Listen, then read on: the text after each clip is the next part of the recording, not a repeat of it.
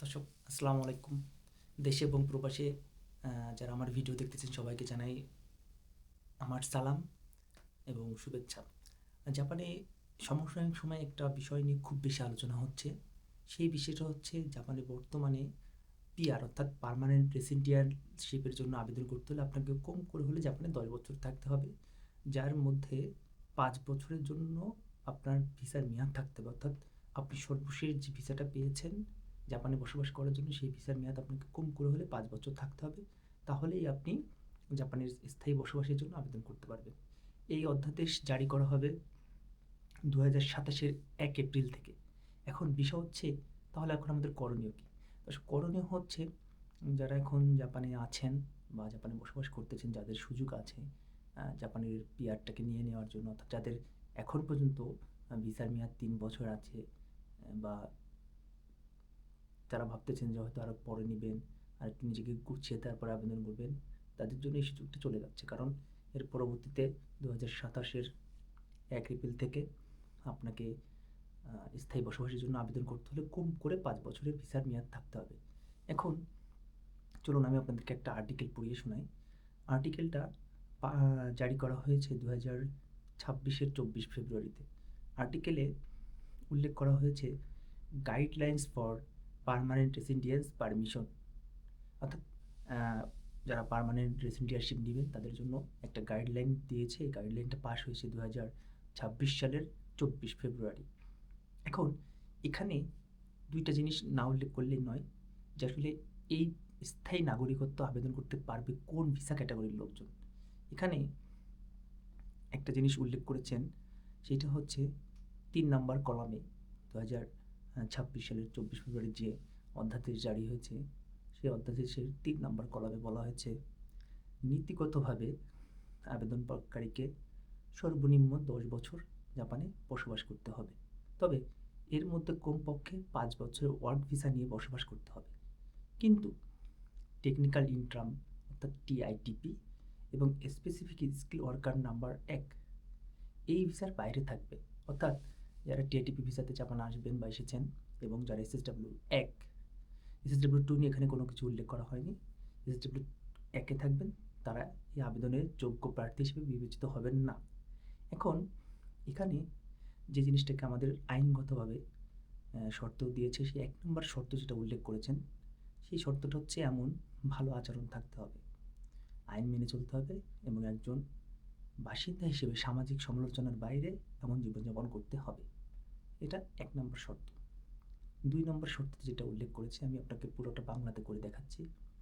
স্বাধীনভাবে জীবনযাপন করার জন্য পর্যাপ্ত সম্পদ বা দক্ষতা থাকতে হবে। নিজের দৈনন্দিন জীবনে সরকারি সহায়তার উপর নির্ভরশীল করা যাবে না, অর্থাৎ নিজের পর্যাপ্ত টাকা থাকতে হবে এবং নিজের পর্যাপ্ত দক্ষতা থাকতে হবে। অর্থাৎ আপনি যে কোনো কাজে গিয়েই সরকারের কাছে সাহায্যের জন্য আবেদন করতে পারবেন না, তাহলে আপনি এই পিআরের জন্য আবেদন করতে পারবেন। ভবিষ্যতে নিজের সম্পদ এবং দক্ষতার উপর ভিত্তি করে আপনাকে জীবনযাপনের সম্ভাবনা দেখাতে হবে। 3 নম্বর যে বিষয়টা বলেছিলাম, আপনাকে কম করে 10 বছর থাকতে হবে, যার মধ্যে কম করে 5 বছর ওয়ার্ক ভিসা থাকতে হবে এবং এখানে টিআইটিপি এবং এসএসডব্লিউ ভিসা 1 এগুলো আবেদন করার জন্য বিবেচনা করা হবে না। এখন এখানে ছোট্ট একটা কলম উল্লেখ করেছে, সেই কলমটা হচ্ছে কলম 3-এর এ। 3-এর এতে বলা হয়েছে জরিমানা বা দণ্ডপ্রাপ্ত হওয়া যাবে না। সাধারণ জনগণের দায়িত্ব যেমন ট্যাক্স, পাবলিক পেনশন, স্বাস্থ্য বিমা সঠিকভাবে পরিশোধ করতে হবে। ইমিগ্রেশন আইনে নির্ধারিত নোটিফিকেশন সংক্রান্ত দায়িত্ব পালন করতে হবে। অর্থাৎ ইমিগ্রেশনের যেগুলো দায়িত্ব থাকে আপনাকে দেয়, যে আপনার নিয়ম মেনে চলা, জাপানিজ নিয়ম, ইমিগ্রেশন যখন ভিসার আবেদন করা হয় অনেক রকমের নিয়মের নির্দেশনাবলীর কাগজ দিয়ে যায়, এগুলো আপনাকে পালন করতে হবে।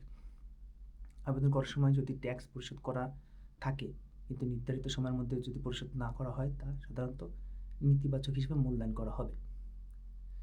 এখানে 2 নম্বর কলামে লিখেছে, অর্থাৎ 1-এর সি-এ লিখেছে, যেটা হলুদ অংশে মার্ক করা। আমি আপনাদেরকে একটা আর্টিকেল আমার এই ভিডিওতে সংযুক্ত করব, আপনারা সেই আর্টিকেলটা দেখলে বুঝতে পারবেন অনেকে। হলুদ অংশে একটা মার্ক করা অংশ আছে, যেখানে দেখবেন লেখা হয়েছে immigration control and refugee act এর সর্বোচ্চ অবস্থানকাল রেসিডেন্সিয়াল স্ট্যাটাস থাকতে হবে। অর্থাৎ মিনিস্ট্রি অফ জাস্টিস এর ভূমি সংক্রান্ত শর্তগুলি আপনাকে পূরণ করতে হবে। জনস্বাস্থ্যের দৃষ্টিকোণ থেকে কোনো ঝুঁকি থাকা যাবে না, অর্থাৎ মানুষের জন্য ক্ষতিকর এমন কোনো আচরণ বিহেভিয়ার আপনার থাকলে হবে না। এখন কারা এই শর্তগুলির মধ্যে পড়বেন না, অর্থাৎ এই শর্ত না মেনেই কারা স্থায়ী বসবাসের জন্য আবেদন করতে পারবেন, যাদেরকে কোনো 3 বছর 5 বছর করে কিছু থাকতে হবে না। এই আবেদনকারীর মধ্যে হচ্ছে জাপানিজ নাগরিকের স্ত্রী, স্বামী অথবা সন্তান। এদেরকে আবেদন করতে হলে 10 বছরের মধ্যে 5 বছরের ওয়ার্ক ভিসা না থাকলেও হবে। জাপানি স্থায়ী বাসিন্দার জন্য যদি আপনি স্বামী, স্ত্রী, সন্তান হন, তাহলে আপনার এই শর্ত না মানলেও চলবে। আর স্পেশাল রেসিডেন্সিয়াল পারমিট, অনেক দেশের বিশেষ মেধাবীদেরকে বিশেষ কারণবশত অনেক স্পেশাল রেসিডেন্সিয়াল পারমিট দেয়, এদেরকে স্থায়ী বসবাসে আবেদন করার জন্য 10 বছরের মধ্যে 5 বছর ওয়ার্ক ভিসা না থাকলেও হবে।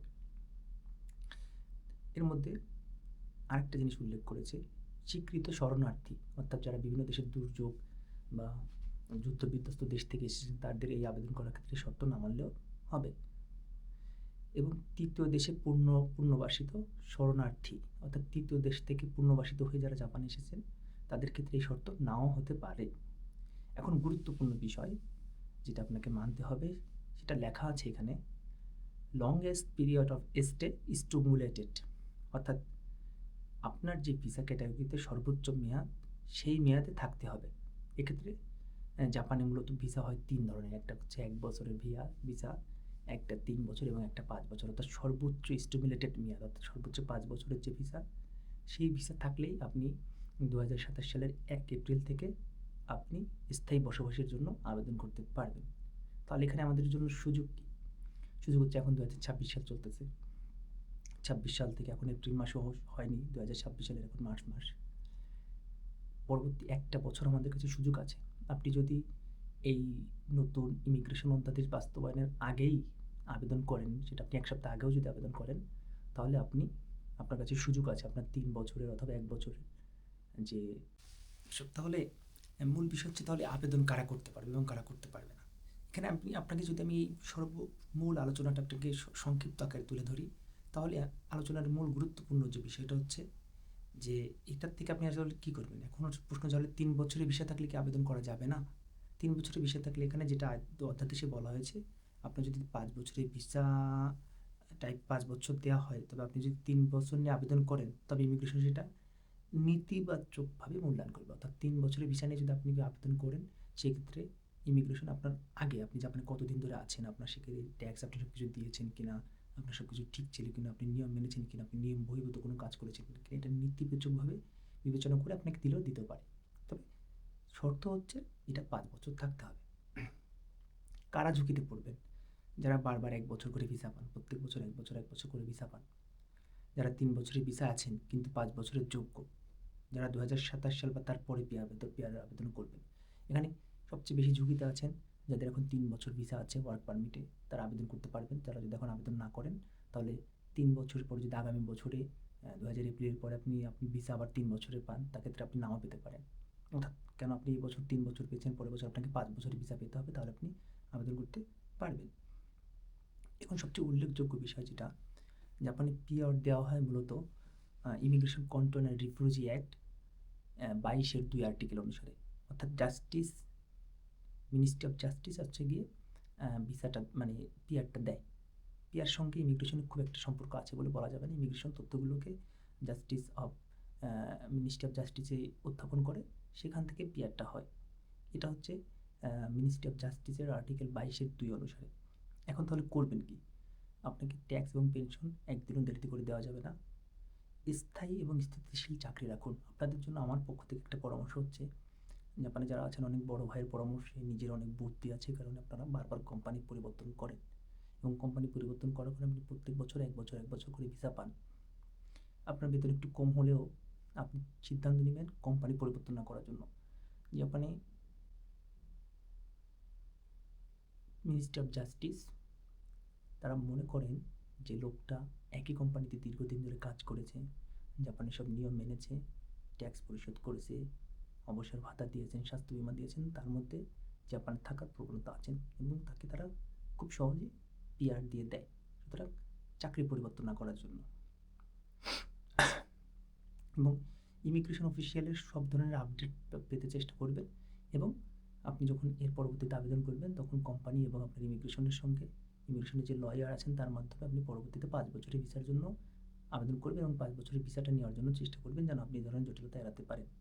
শেষ কথা হচ্ছে জাপানে পিআর মানে নিরাপদ ভবিষ্যৎ, নিজের স্ত্রী, ছেলে, সন্তান, মেয়েদের নিয়ে একটা নিরাপদ দেশে থাকা। সুতরাং এখানে পিআর নিয়ে যতই আলোচনা হোক, এখানে মূল আলোচনা হচ্ছে আপনাকে জাপানের নিয়মের মধ্যে থাকতে হবে, সব কিছু নিয়মের মধ্যে মেনে চলতে হবে। তাহলে 2027 সালের এপ্রিল মাস থেকে যে নতুন ভিসা পরিবর্তনের জন্য যে স্ট্যাটাসগুলো আসতেছে সেগুলো আপনি খুব বেশি আপনার উপরে আপনার জীবনে প্রবাহিত হবে না, নিয়ম যদি আপনি মেনে চলেন। আর যদি আপনি নিয়ম না মানেন তাহলে আপনার জীবনে অনেক রকমের দুর্বিষহতা তৈরি হতে পারে। আজকে আমার এই ভিডিওটার উদ্দেশ্য ছিল যে আমার যেসব বাংলাদেশি ভাইয়েরা জাপানে থাকেন তারা নিয়ম মেনে চলুন, কাজ পরিবর্তন না করার জন্য চেষ্টা করুন এবং আপনার ইমিগ্রেশন উকিল এবং আপনার কোম্পানির সঙ্গে কথা বলে এখন থেকে 5 বছরের ভিসার জন্য আবেদন করুন এবং আপনার যদি এখন 3 বছরের ভিসা থাকে, আপনি জাপানে অবস্থান করে থাকেন, তাহলে আপনি আবেদনের জন্য পিআর আবেদনের জন্য আপনার উকিলের সঙ্গে কথা বলতে পারেন। তো যেখান থেকে যে আমার ভিডিও দেখেছেন সবাই কমেন্টে জানাবেন কে কোথা থেকে ভিডিও দেখলেন এবং জাপান সম্পর্কে আপনাদের কোনো কিছু জানবার থাকলে সরাসরি আমার এই ভিডিওর কমেন্ট বক্সে আপনারা প্রশ্ন করবেন। আমি যতটুকু জানি আপনাদের প্রশ্নের উত্তর দেওয়ার জন্য চেষ্টা করব। সবাই ভালো থাকুন। শুভরাত্রি।